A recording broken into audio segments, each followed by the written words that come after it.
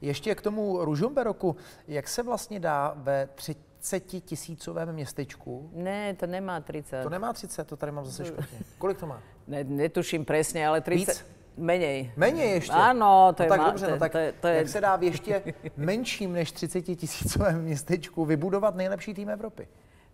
To je zaujímavá zase rozprávkový príbeh, lebo mala som kolegu, ktorý bol vášnivý manažér a ktorého keď vyhodili oknom, tak on sa vrátil dverami, tak sa vrátil tým oknom a šiel za svojou nejakou víziou.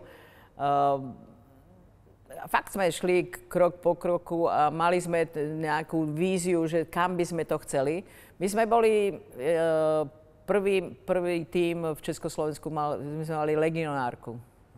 To nemal nikto. Takže vy ste ako první přivezli zahraniční posil. Áno. Prišla z Litvy, my sme urobili taký kemp niekde, v Lotyšsku, áno.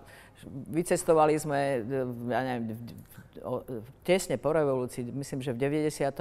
a ona hrala potom u nás asi 3-4 roky a vynikajúco. Byla posilou?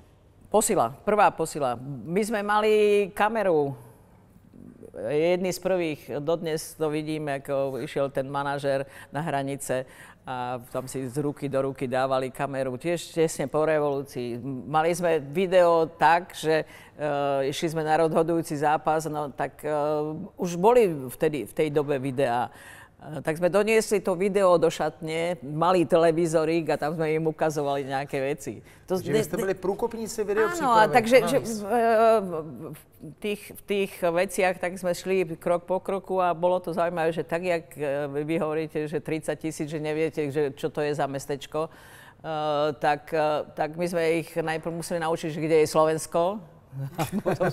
Potom sme ich učili, že kde je Ružomberok. No a potom to zistili, lebo mali problém.